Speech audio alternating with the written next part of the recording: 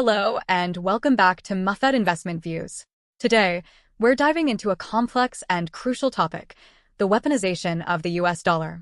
We'll explore historical instances involving Iraq, Libya, Venezuela, and recent sanctions on Russia, and analyze how these actions reflect broader economic and geopolitical trends. Let's get started. The dollar's dominance. Towards the end of the Second World War, delegates from 44 countries met in Bretton Woods, New Hampshire. The Bretton Woods Agreement established a system through which a fixed currency exchange rate could be created using gold as the universal standard. This pegged the currencies to the US dollar, which in turn was pegged to gold. Since then, the US dollar has been the cornerstone of the international monetary system, even though in 1970s it was depegged from gold.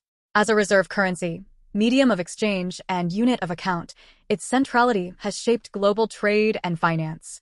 However, this dominance has also allowed the US to wield significant economic power and has been used as a geopolitical tool to enforce foreign policy objectives. Since 2010, however, the use of these sanctions have skyrocketed. The indiscriminate use of the dollar as a tool, which is called weaponization of the dollar, has now resulted in several unintended but significant consequences. This is what Mr. Jeff Rubin, a Canadian economist, recently said about economic sanctions. Sanctions have become part of the new normal. We would do well to understand its consequences. At the same time, the explosive growth in sanctions has risen a new world order. We're seeing for the first time countries challenge what they view as a unipolar world where the United States has the power to dictate security terms to the rest of the world. And we're finding that more and more of some of the largest economies in the world are lining up to ally with America's principal adversaries, Russia and China. And together, these economies are challenging the hegemony of the United States and its Western allies in a fashion that we have not seen for over a century. Let's go back in time to explore the historical context.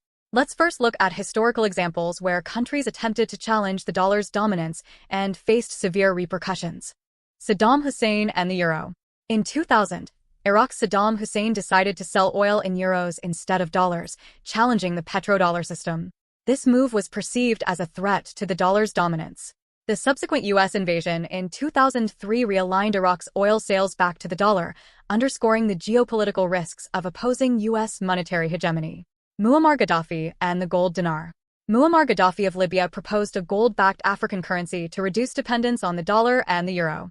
The idea was to unify African countries economically and politically, reducing Western influence. However, NATO's intervention in Libya in 2011, which led to Gaddafi's downfall, was partly motivated by the desire to maintain the dollar's dominance in global oil transactions. Muammar Gaddafi, Obama said, who was the main reason for war. He was about to launch a massacre of his own people. It was not in our national interest to let that happen. I refused to let that happen. And so the attack began. One question has hovered over this mission. How is it in the strategic interests of the United States to go to war in Libya? Robert Gates, Obama's own Secretary of Defense, complicated matters for his boss on ABC's This Week yesterday. Do you think Libya posed an actual or imminent threat to the United States? No, it was not. It was not a vital national interest to the United States, but it was an interest. An email from Sidney Blumenthal to Hillary Clinton dated April 2, 2011, revealed that Gaddafi held 143 tons of gold and an equal amount of silver, intended to back a pan-African currency. This plan threatened the French franc, CFA, and was a key factor in France's decision to support military intervention. French President Nicolas Sarkozy aimed to secure Libya's oil, increase French influence in North Africa, and counter Gaddafi's ambitions to challenge France's dominance in the region. But we certainly have not gained anything with Gaddafi. And you look at what happened. I mean, look at Libya. Look at Iraq. Iraq used to be no terrorists. He would kill the terrorists immediately. It was like, now it's the Harvard of terrorism. Iraq. If you look at Iraq from years ago, I'm not saying he was a nice guy. He was a horrible guy. but it was a lot better than it is right now. Right now, Iraq is a training ground for terrorists.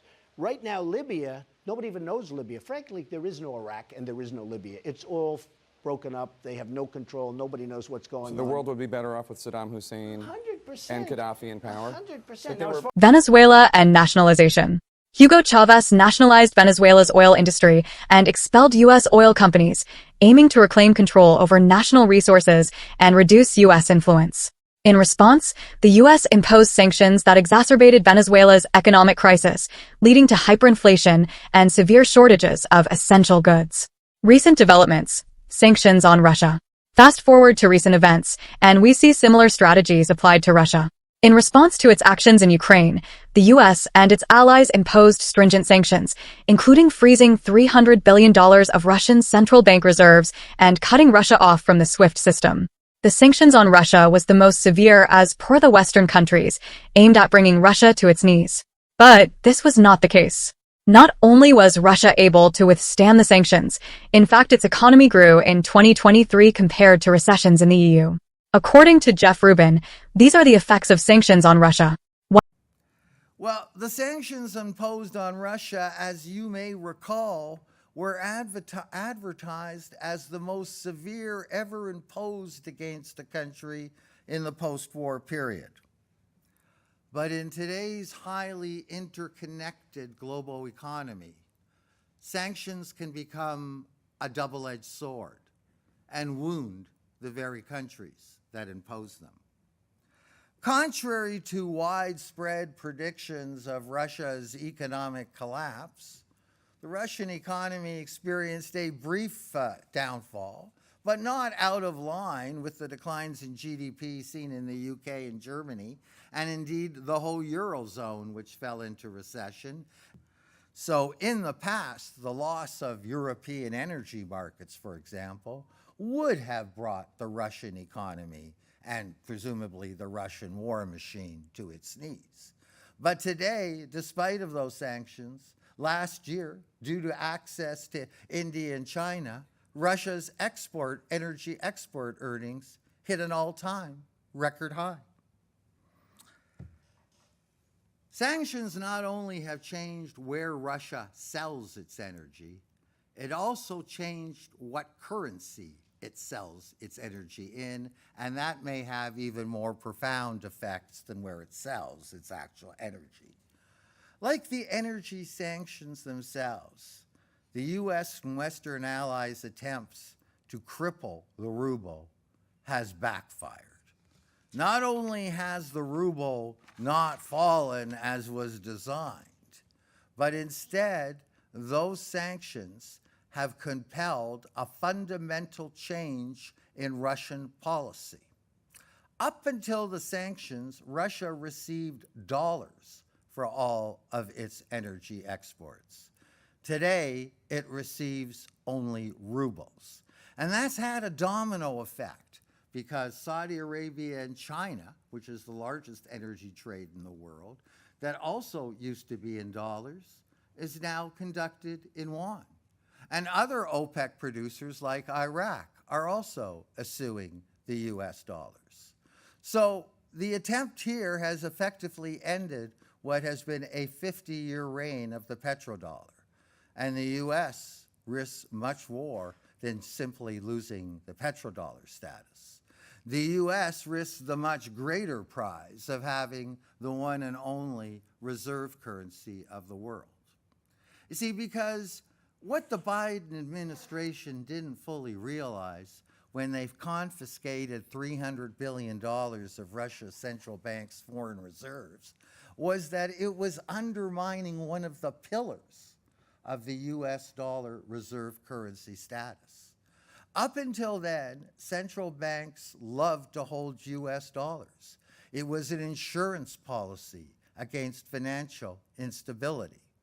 But now suddenly those dollar assets became a ticking time bomb because at any moment in time, a decision could be made in the White House to confiscate those assets, and a central bank would have no way of hedging that risk, except, of course, to reduce their US dollar holdings.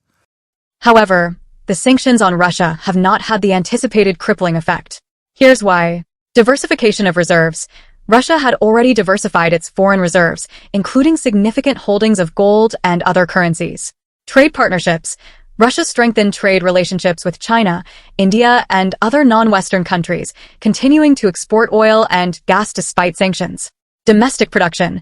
Increased self-sufficiency in critical industries mitigated some impacts of import restrictions. The economic rationale for de-dollarization. The drive towards de-dollarization stems from several economic rationales. Firstly, the disproportionate influence of the dollar compared to the shrinking U.S. share of global GDP and trade poses risks to global financial stability. This asymmetry can cause imbalances and vulnerabilities, particularly for developing countries. Impact on developing countries. Developing countries often bear the brunt of dollar-dominated economic policies. High demand for dollars as a safe asset leads to resource transfers from these countries to the U.S., exacerbating economic disparities. For example, developing economies have experienced negative return differentials, resulting in significant resource transfers to developed nations. Comparison: G7 versus BRICS and the Global South. The economic landscape is shifting. The G7 countries' share of global GDP is declining, while BRICS and other Global South countries are growing more rapidly. This shift challenges the sanctions regime and the U.S.'s ability to weaponize the dollar as effectively as in the past. Emerging alternatives and the future. Efforts to develop alternatives to the dollar include increased use of other currencies for trade invoicing, growing foreign exchange reserves in gold, and the development of central bank digital currencies, CBDCs. For instance, China's digital yuan and Russia's SBFS payment system are steps towards reducing reliance on the dollar. Geopolitics and its impact on global trade and the dollar. Recently, Geeta Gopinath, first Deputy Managing Director of the IMF, highlighted the shifting global economic ties post-COVID-19 and Russia's invasion of Ukraine. Countries are reevaluating their trading partners based on economic and national security concerns. Foreign direct investment flows are also being redirected along geopolitical lines. New trade restrictions have more than tripled since 2019, and financial sanctions have expanded. Despite these trends, there's no clear sign of deglobalization at the aggregate level. However, fragmentation is evident as trade and investment flows are redirected along geopolitical lines. For example, China's share in U.S. imports declined by 8 percentage points between 2017 and 2023, while direct trade between Russia and the West collapsed after the Ukraine invasion. Consider a world divided into 3 blocks: a U.S.-leaning bloc, a China-leaning bloc, and non-aligned countries. Trade growth between U.S.-leaning and China-leaning countries has slowed significantly, while trade within these blocs remains more stable. This suggests increasing geopolitical fragmentation in global trade. Despite geopolitical tensions, the U.S. dollar remains dominant in global finance, accounting for over 80% of trade finance and nearly 60% of FX reserves. However, the RMB's share in trade finance for China-leaning countries has more than doubled since early 2022.